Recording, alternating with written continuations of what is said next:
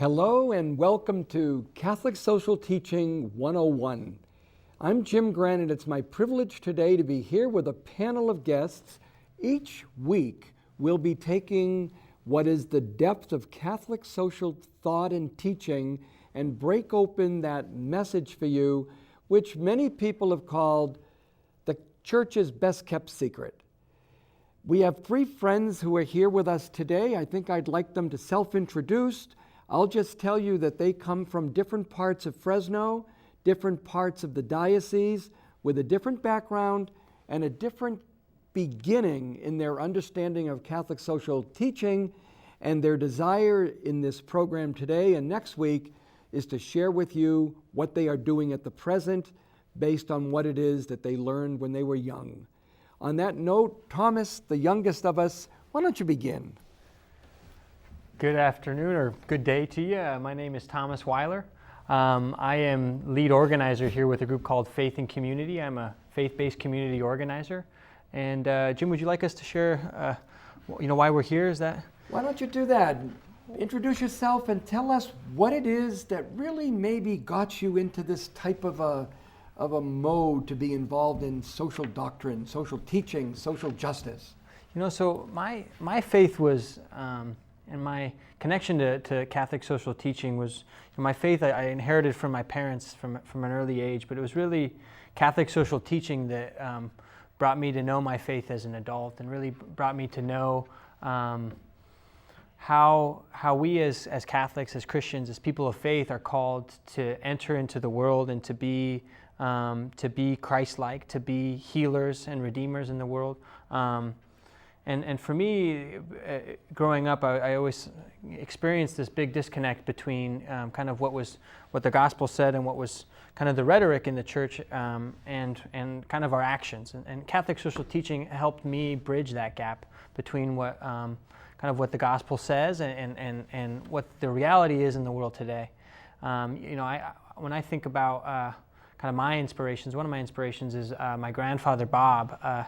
He actually came to Fresno as a young man. Well, he was when he was at an early age of 8 or 9. He was the sole breadwinner of his family. Both his parents passed away, and he raised his younger. I think there's 6 younger brothers or sisters.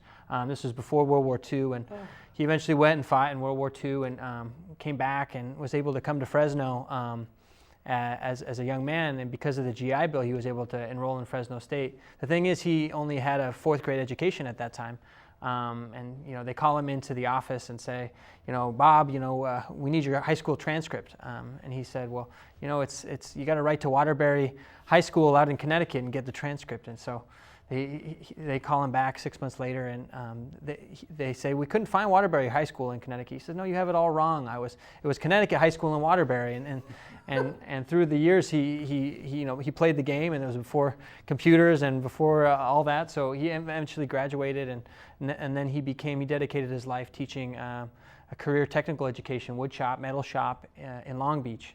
And I believe my grandfather kind of espoused the faith, espoused what we would call charity and education and working for justice, because the thing is about the GI Bill, he as a white man, even without a high school diploma, was able to access that.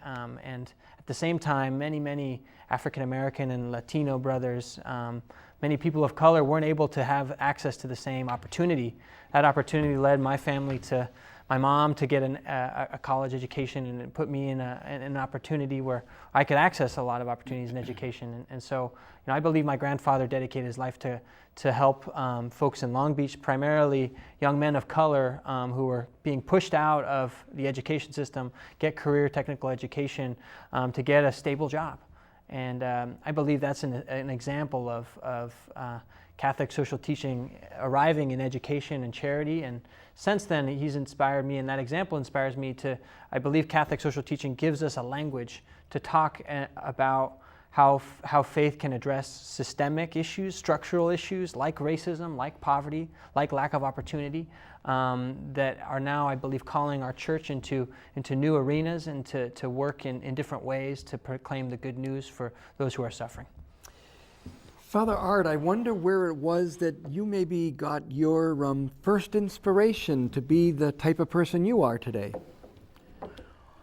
Well, when I was in my early 20s, I was discerning vocation, and first I looked into the diocese and in a couple of other communities, and the Claretian missionaries.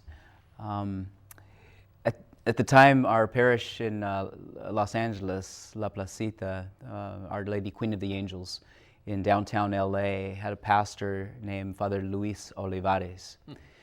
And it was the late 80s, and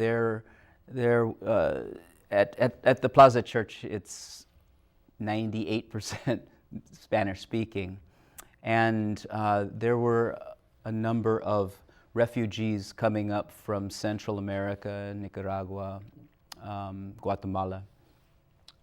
And with the community organizing efforts that were centered at Plaza, but for the greater Los Angeles area, there were demonstrations for the rights of these refugees, and also U.S. involvement in causing the situation in Central America that made these refugees flee.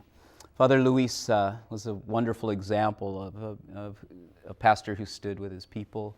He declared the Plaza a sanctuary. Wow.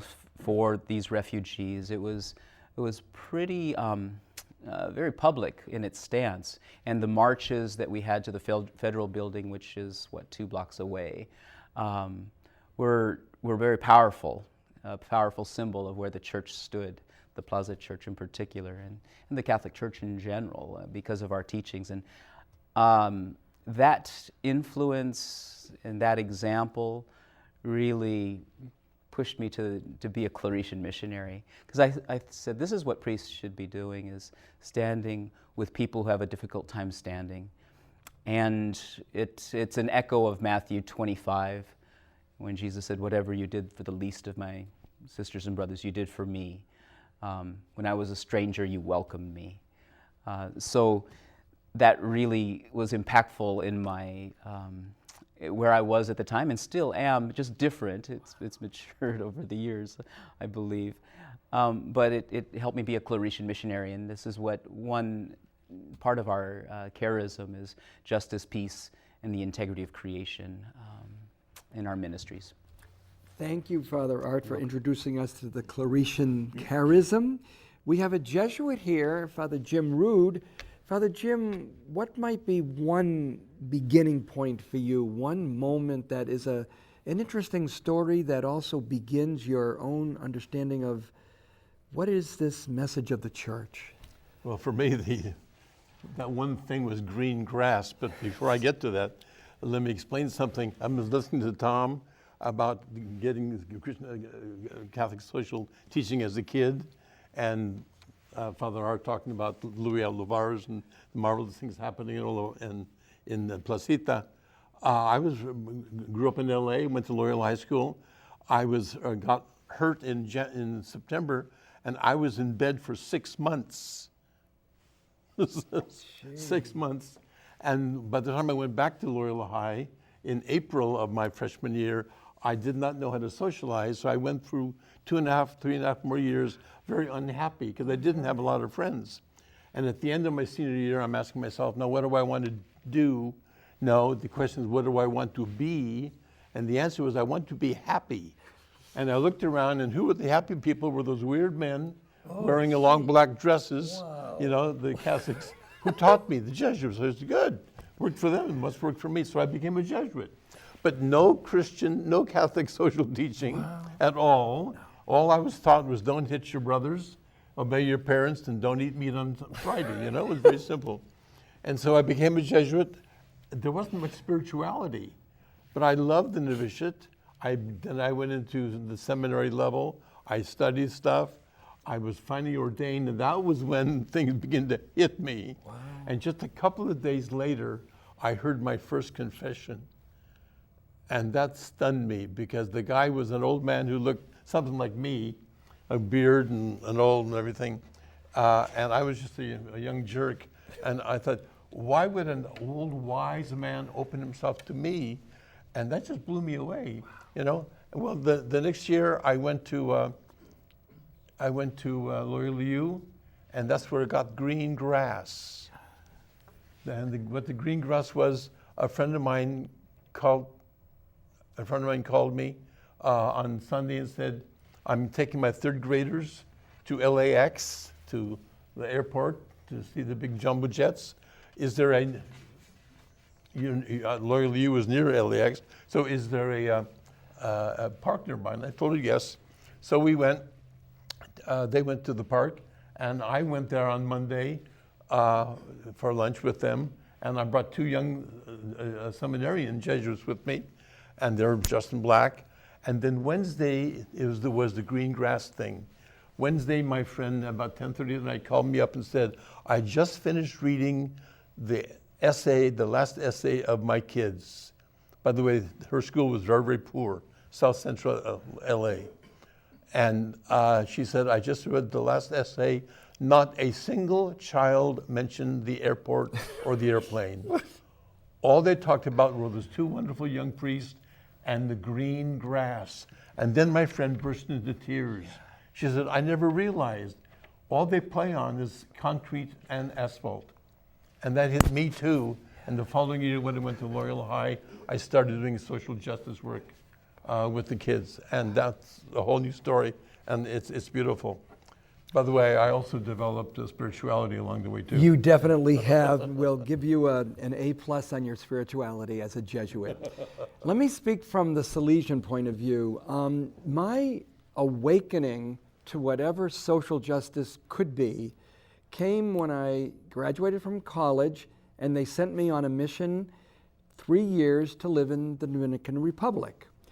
I did not know the language, so it was the charity of the Dominicanos que me enseñaron todo. I didn't know ni papa. So while I'm there in Santo Domingo, what I am awakened to, this is in 1972, I'm awakened to another reality of what life is. I had lived a very sheltered life in seminary, right up through college, and then to be in the Dominican and to meet campesinos, to meet young boys studying for the priesthood. It was a seminary where I taught. And to be awakened to what would have been the experience of a theology of liberation, and also to the whole understanding of the church that would be based on the documents of Medellin. It was eye-opening and soul-enriching, and it changed everything.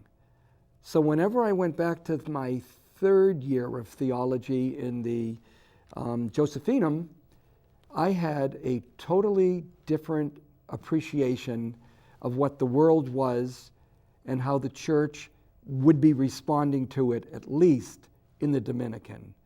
How there would be a commitment and a complete involvement in the life of people, in basic Christian community, and in a certain type of ministry that's all done in teamwork.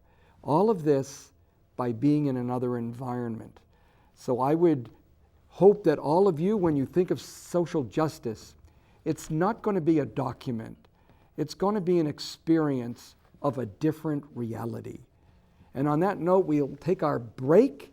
We'll be back in a minute, and we'll have the panel share with us some of the things they're doing right now where this social justice really meets the ground. Stay tuned. KNXT thanks all its loyal viewers and respected businesses who have supported your Catholic television station. Now you can support KNXT with program underwriting by having your name, your company's name, or organization associated with your favorite program. Detailed information about you or your company will appear before and after each program or day part you select. Keep the quality and spiritual message alive and make a difference. Call 559-488-7440 today or go online at knxt.tv to find out more about program underwriting on KNXT. Hello again and welcome back to Catholic Social Teaching 101. I'm going to ask our panel a second question and let them all weigh in briefly on, right now, what would be the issue that you personally are finding most urgent, or that you are personally involved in, that you'd like to share with us? Because again, it won't be a word, but it's an engagement in which we're going to base our discussion today. Thomas, why don't you start? Yeah, so, Our organization, Faith and Community, along with partners and congregations across Fresno and across the Central Valley, are engaged in a wide array of different social justice issues. And if I were to say what the kind of overarching umbrella is, it's so clear to me that we have forgotten, as people of faith, that we belong to each other. We've forgotten that we're brothers and sisters, children of God, and what Pope Francis calls the globalization of indifference. And so, and I think we see that in a few different ways in the Central Valley. One of the primary ways is racism, right? And how racism is influencing our city and our valley. Here in Fresno, for example, the life expectancy for somebody who's born in Southwest Fresno is 21 years less for somebody born in Northeast Fresno. And that's due to a wide array of different environmental, social, economic factors. But what our work, and I view our role as people of faith, is to help awaken people to this idea of kinship, to this idea that we do belong to each other, and that we do need to work together to address the suffering and the causes of suffering in our communities that are very wide-ranging. But I think we can, by working together and by building relationships and by organizing as people of faith to find ways to put our faith into action, we begin to find ways to remember that we are all children of God. So that's a little bit about what we're beginning to do here in Faith and Community. We're really clear this year with an election year that there are so many opportunities for us to put our faith into action in public together, by working together, by organizing, by making sure that the issues that impact families in the Central Valley and in Fresno are at the forefront of what the public discourse is. Now, Thomas works in an interfaith, faith-based organization called Faith and Community. Father Art, can you let us know, in a local community that is part of that collaborative, what it's like at St. Anthony? What are the priorities of your local parish, Father? Well, we have a lot of needs in our parish, which is in Calwa, Malaga, and the surrounding fields and area there. Immigration, I think, is a huge issue for many folks. We have a significant number of folks who are undocumented, don't have the proper documents to be here, and so they live in the shadows. And it affects how they live, how there's a certain fear there that comes from living in the shadows. For example, a couple of examples. We have a ministry to the campos, so to the farm workers who are in the fields. We have a ministry that goes out to them and meets them where they're at, because they often can't come to the parish, and it's a very unique feel, and it's kind of an extension of what I had talked about before about welcoming the stranger, and so that's a very special and unique ministry in our parish that I think flavors how the parish is run in general with the other ministries. Another aspect of living in the shadows is just related to the community organizing is the relationship with the police, for example. When people call, they really don't expect the police to come immediately. It's if they come at all.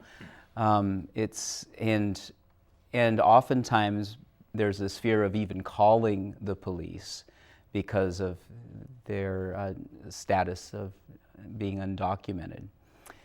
So then you have to live with the social problems of a poor neighborhood, the domestic violence or other related issues, and can't ask for help, if you will.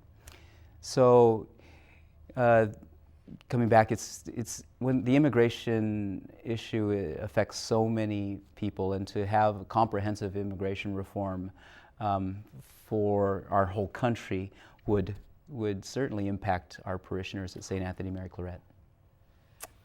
Father Jim, at this point you are, as they say, in a retirement situation theoretically, because the Jesuits that live with us are retired, but not really. What are you wanting to share about your main ministry passion right now? Well, Father Art has his own parish. I don't. I help out at a parish, St. Mary, Queen of the Apostles, every Sunday, but I don't really work there. Basically, what I do in my free time is prison work. And I'm getting old and I'm getting tired. I don't do it as much as I used to. I used to go down to Avenal about 5 or 6 times a month and go up to Churchill to the women's prison every other Saturday. I'm trying to get back into that. And for example, this Holy Saturday, I went to Avenal prison to say Easter Mass for them because we couldn't get in on Sunday. So it's either they don't have an Easter Mass, or we did it on Holy Saturday, which is what I did. Nice. I love going to the prisons. It's just incredible. At Avenal, what I do is I hear confessions for 2 or 3 hours, and then I say the Mass, and then when it's over, and if I have energy, I go to a second yard. Last Saturday, I didn't have energy. But I love those guys. We call them criminals, but they're not criminals. They're people who made mistakes along the way. There's one guy that I really love who's trying to get out right now, and he's coming up before the board in July. I wrote a letter for him. He's a marvelous human being. He didn't commit a crime. What he did was he went to a party and had one drink too many, and driving home he hit a car and killed somebody. So he's been in prison now for years, but he's not a criminal. And even the guys who have deliberately killed somebody, I don't consider them criminals. They're human beings who lived in a world where the negatives were greater than the positives. And that to me is huge. What makes them do evil stuff? Well, the fact that they were abused, they were beaten, they had no parents, they whatever, they were living in poverty, whatever. And so the prison's obligation now is to rehabilitate, to give them correctional ability, and that's so very important. CDCR, the California Division of Correction and Rehabilitation, correct, but rehabilitate them. There's another guy, Claude Muncy, who is the director here at the Pastoral Center for Restorative justice. Restorative justice. And he is working on restoring justice, which is an incredibly important thing. And I love that. That is just fantastic. I'm looking forward to the next time I'm going back to prison. I guess I could find that a perfect segue to share something from Sister Helen Prejean. Sister Helen will be in a studio with me tomorrow, and you'll be able to look on YouTube to see the interview.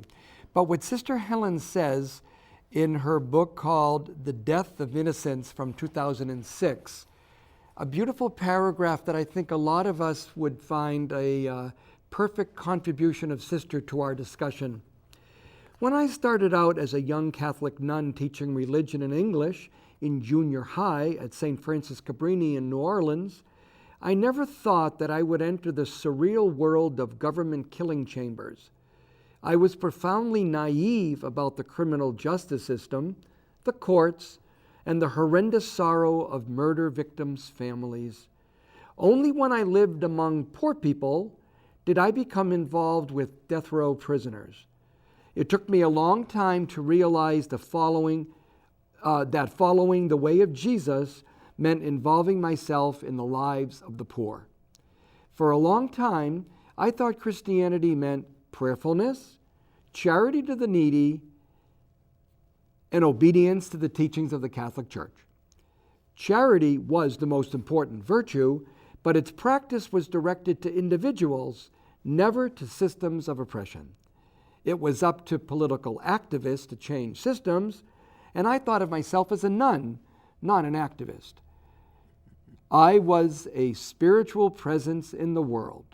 I prayed for the poor and left it to God to take care of them. We only have a few minutes left in this section of the program today, But I think that what we could sum up today's conversation is all of us have had a very positive experience in our lives. Something has touched us and led us to see that we are called to do more than pay lip service to what it is that we believe. That there must be not only some compassion, but some passion. And that we must take that passion and compassion and bring it out to the world. As a final thought, I wonder if Thomas and Father Art and Father Jim would have one last 30-second observation that might be their sharing at the end of the program right now. You know, my final thought on this, just as an introduction for Catholic social teaching, the thing that really excites me, and I think we've seen so clearly with Pope Francis, is kind of the priority for folks who are at the margins, for folks who are suffering, to be protagonists in the work of justice. And that's what I believe we as a diocese and as different faith communities are making such a priority, that we find ways for people who are suffering and feeling the structures of injustice, to find ways for them to find a voice and to organize and to unite to unravel that. And I think that is how our faith and our church stays relevant and continues to evangelize in the 21st century. Father Art, 30 seconds. Pope Francis has been real inspiration. Just this past Holy Thursday, he washed the feet of migrants. So he brings a real different interpretation to what has been our tradition, but is challenging us to love one another. You know, like Thomas had said, you know, how to overcome that indifference and really love one another, even our enemies. Also, in terms of immigration, the Mass that he celebrated when he was in Mexico on the border of Juarez, significant, symbolic. He's showing us that love, social justice, they go together. They have to go together. We'll be back next week, and I hope you'll be joining us each week for the continuing exposition, not only of principles and doctrine and dogma, teaching and thought, but rather our personal lives as we share with you the insights of Catholic social teaching lived out locally, in the Diocese of Fresno, in our parishes, in our homes, and in our lives. Till next week, God bless.